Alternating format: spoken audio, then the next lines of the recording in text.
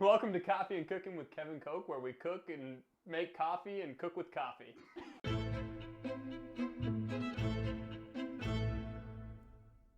So what we're gonna do with every episode of this series is make some sort of coffee, make some delicious food that either utilizes coffee or will pair well. Today, I'm really excited about it because we decided to go big for the first episode. Coffee rub, 2-pound ribeye. The guy behind the butcher counter was like, do you actually want it that big? Damn right I do. All right, y'all, we're gonna make some French press. SOB Espresso, hand ground grinder. Come over this way. Tea kettle for the hot water. And last but not least, the Aero Latte French press, 8-cup. And a scale. First things first, we gotta get the coffee ground here. Coffee into the grinder. I'm going for about 54 grams. I'm not gonna weigh it because who cares? In the morning, it's too much work for me to measure out a certain number of grams of coffee. Coffee in the hand ground grinder, I set to 7, which is great for French press. It's a little more coarse. Grind it up. It'll be like a montage. All right, so we got the coffee. Woo! Almost dropped it. Cool, good enough. Hot, not quite boiling water going in. Smells good. And now we wait.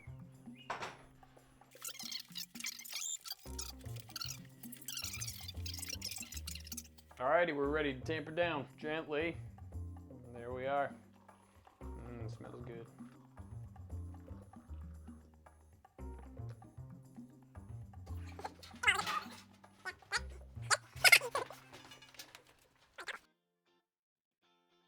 We'll just edit it. Now for the cooking portion. I enjoy delicious coffee. I like to drink it. We're gonna make a coffee rub out of a few things that I've got going here. I would say this is more my wheelhouse. The number one rule of grilling, as many of you know, is that you can't do it unless you have a beer. We are happy to be highlighting Dangerous Man. Folly Rob brought over a nice crowler of their house IPA. Bitter in a good way, delicious IPA. Get it cracking.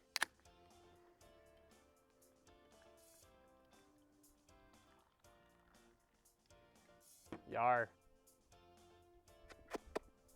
Delicious. All right, now we can start. Start out with the rub. The flavor profile that I'm going for here is smoky, umami, pretty rich. Tablespoon of smoked paprika. Tablespoon of chipotle. We got ancho chilies. If you smell these, it's kind of crazy. They almost smell like dried fruit, like dried, I guess, raisins. A rich fruitiness to the rub that is going to be really, really good with the espresso beans. Hi, neighbor. Little bit of granulated garlic. When I'm making rubs, I like to use granulated garlic, even more so than like garlic powder and fresh garlic. Fresh garlic, you just end up burning it. Granulated garlic is a little bit coarser than garlic powder, which tends to clump. It's just the best option for this, you know. And then a couple of secret ingredients, nutritional yeast. I don't know if you've ever used this stuff. It's kind of weird. Looks like fish food, tastes delicious. About a teaspoon of that, and it's gonna be one of those things that people are like, what is that? I can't really tell. It's just a really rich depth of flavor. Brown sugar for a little bit of sweetness. Oh boy! Brown sugar. And salt. About a tablespoon of salt. Mix it up. Most importantly, the SOB Espresso. So I've got the coffee ground here. I'm gonna put about a tablespoon of it in there. And there we go. Smells good. It's a really nice all-purpose coffee rub that's gonna go well with robustly flavored cuts of meat. Look at that thing. Nice marbling on it. That's the beauty of ribeye. It's nice dry aged beef. I like it.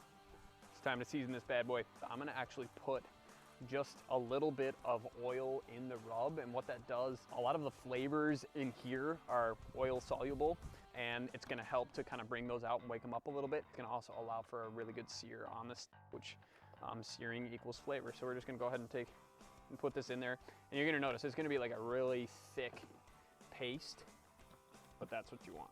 Just kind of wake up those spices a little bit. All right, we're ready to give this steak a nice rub. And like I said, be generous. It's not all necessarily gonna stick on right away. That's okay. You can always add more onto this.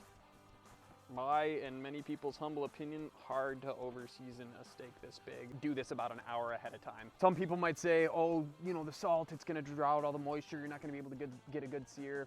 I 100% disagree with. If your grill is hot enough, it's a grill, you should be able to get a sear and a nice char no matter what. Let's get a ripping, bud. So we got the coals nice and hot here. If you can hold it over your coals for about 1.5 seconds, that means you're nice and ripping. We got the veggies here. I just added a little bit of olive oil to them. I'm gonna keep them really simple. Hybrid of a bell pepper that's really nice and sweet. Spanish onion, and we've got some yellow zucchini there, yellow squash. So I'm gonna do a little thing. My buddy Alfonso actually taught me this. I don't know if it does anything, but it's fun. So you take the flat side of a cut onion, you put it on the grill, and you just start kind of rubbing it on the grill. You can kind of like season your grill grates with that onion flavor. Look at the veg going here. If there's a flat side, use the flat side. You'll get a better contact with the grill grates. Smells good. Time to put the steak on here. There are some folks that'll say, you know, just put it on, flip it once, and call it a day. Actually, a better method is to continue to flip it, move it to the cooler side of the grill to let it like heat through evenly. Still, you want to coax it to that nice medium rare. That's what we're going for. We're going for like 125, 130 at the very most. Give it a nice press down. Ooh, it already smells good. Smells good.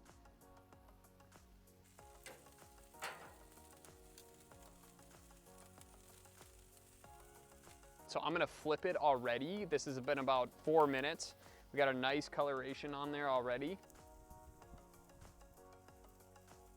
So a really great way to know if your beef is a perfect medium rare or the way that you like it is you put your thumb and your forefinger and you just use a fucking thermometer. We have the technology, people. There's no harm in sticking that thermometer in really early and just seeing how quickly your beef is cooking with where your coals are, how hot they are. What we're looking for, 117 degrees if you want a medium rare. Keep continuing to flip it frequently so that you get a nice even red throughout and not that gray, well done outer part and the very rare inside. Flipping is what's gonna prevent that. Already got some really, really good color on the beef. So at this point in time, I'm going to take this piece of beef and put it over to the oven side. And I've also got the bone side facing the coals, and the bone is going to protect that meat so that the meat on this side is not necessarily cooking faster than any of the other meat. Close it up. Alrighty, so we're ready to take the steak off. I just threw this in here just briefly because it was sitting on the table there and I didn't want it to be cold when I put the steak on it. So let's take this puppy off. So I'm gonna leave all the onions and peppers and stuff on there. Ooh yeah, look at that. We'll go ahead, just cover it up. Boom, and boom goes the dynamite. Here we are, it's rested. We're ready to eat, finally. First thing I like to do with a ribeye, take it right off the bone. Like I said, I kind of cook this pretty rare. That's what we want. We're just gonna slice it up against the grain, best we can. I'm gonna actually cut it in half so we have smaller slices. So juicy, so delicious. There you go, look at that. So good.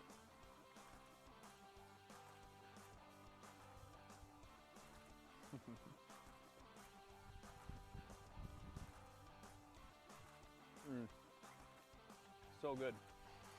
So the thing about this rub is not only does it lend a lot of flavor, it lends a nice bit of texture too, because you got that kind of coarser ground coffee, so immediately you get that nice crunch if you get a good sear on it. And then beyond that, the first thing that hits you is like the spice of all those chilies that we put in there, and then you got the richness of the garlic, and then at the very end, you can kind of taste this thing. Like I said, you don't really know what it is, but if you knew there was coffee in there, you'd be like, that's the coffee, and it's delicious. Hey, that's a wrap on episode 1 of Cooking and Coffee with Kevin Koch, where we cook and make coffee and cook with coffee.